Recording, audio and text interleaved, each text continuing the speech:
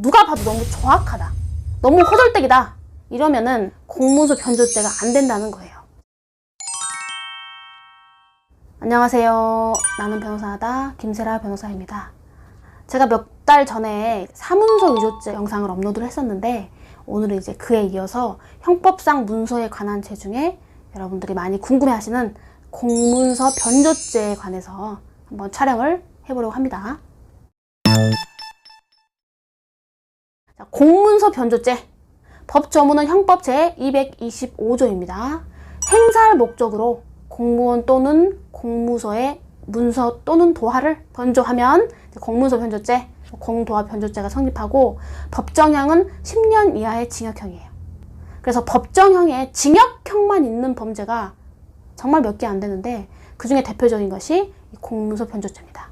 그래서 매우 중하게 처벌되는 범죄이고 판사님이 아무리 선처를 해주려고 해도 벌금형을 선고할 수 없는 거죠. 그래서 실형 아니면 집행유예가 나올 수밖에 없습니다.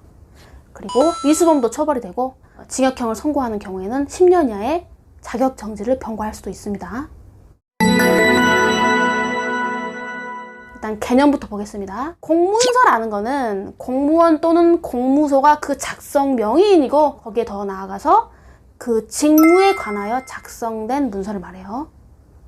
그리고 행사할 목적이라는 것은 변조된 문서를 진정한 문서인 것처럼 사용하려는 목적을 말하고 적극적인 의혹이나 확정적 인식까지는 필요가 없고 미필적인 인식으로도 충분하다고 봅니다. 중요한 건 뭐니 해도 변조라는 개념이겠죠.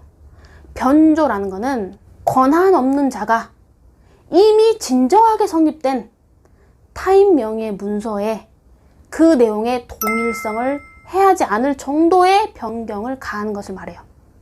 그래서 이 변조의 개념은 매우 중요합니다.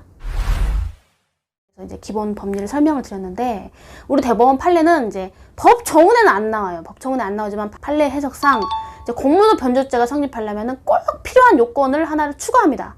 그게 뭐냐면 일반인이 보기에 그 문서의 외관과 형식이 적어도 공무원이나 공무소가 작성했을 것이라고 인식했을 정도는 돼야 된다는 거예요.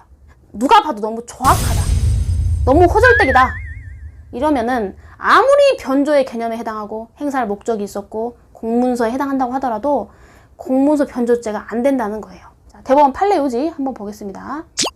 공문서 변조죄는 권한 없는 자가 공무소 또는 공무원이 이미 작성한 문서 내용에 대하여 동일성을 해하지 않을 정도로 변경을 가하여 새로운 증명력을 작출하게 함으로써 공공적 신용을 해할 위험성이 있을 때 성립한다.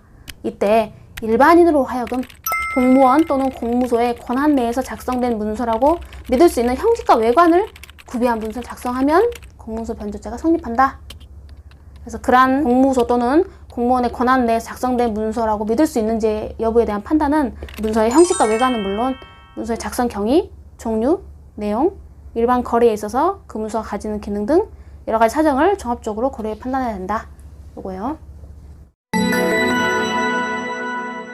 자, 그럼 이제 대법원 판례가 본 공문서 변조죄가 성립한다고 본 사례와 성립하지 않는다고 본 사례를 좀 설명해 보겠습니다.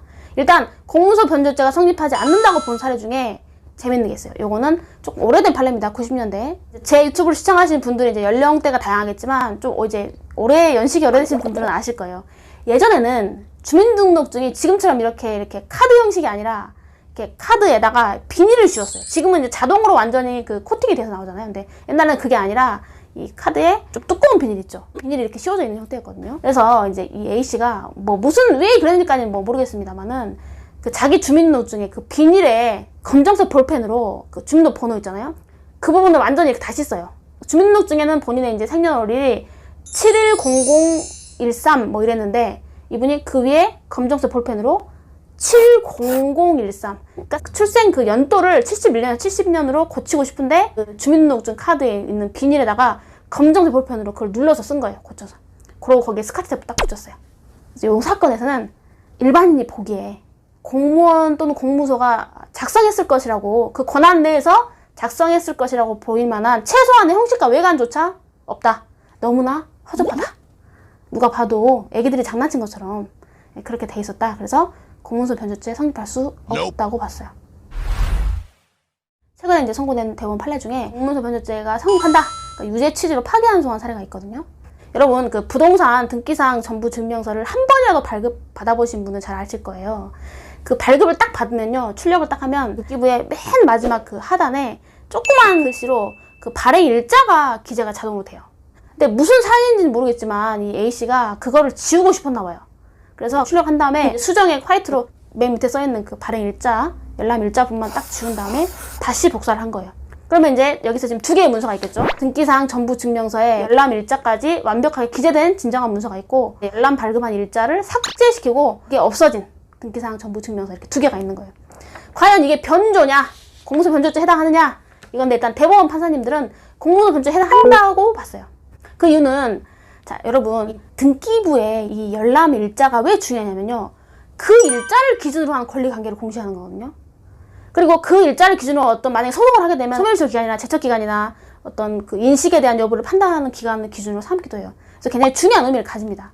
그래서 발행 일자가 적혀있고 안 적혀있고에 따라서 공공의 신용을 해야 할 만한 새로운 문서가 작출됐다라고 봐야 되고, 또한 일반인들은 사실 그 발행 일자가 찍힌다는 것도 사실 잘 몰라요. 저처럼 이렇게 이제 좀 관심이 있어야지 알 수 있는 부분이거든요. 그래서 일반인이 봤을 때 그게 지워졌다고 해서, 발급 일자가 등기사항 전부 주면서 발행 일자가 지워졌다고 해서 권한 내에서 발행된 정당한 문서로서의 형식과 외관이 없다고 볼 수도 없다는 거예요. 언뜻 보기에는 아무 차이가 없어요. 이해되시죠? 그래서 정상적인 등기사항 전부 증명서의 동일성을 해하지 않는 범위 내에서 공공의 신용을 해야 할 만한 새로운 형태의 증명력과 증거 가치를 가지는 새로운 문서가 작출되었고, 일반인의 관점에서 공무원이나 공무소의 작성 권한 내에서 작성된 문서라는 외관과 형식이 없다고 볼 수도 없다. 그래서 이런 경우는 공문서 변조죄의 성립이 가능하다는 취지로 파기환송한 사례가 있어요. 그래서 이제 공문서 변조죄에서 정말 중요한 개념은, 적어도 공무원이나 공무소가 작성할 수 있는 권한 내에서 작성된 문서라는 어느 정도의 외관과 형식은 인정돼야 된다. 그리고 법정형의 징역형밖에 없기 때문에 상당히 중하게 처벌이 되고, 기소가 된 이상 무죄가 나오지 않는 한은 벌금형은 애초부터 나올 수 없는 중한 죄라는 거예요. 오늘도 이렇게 시청해 주셔서 감사합니다.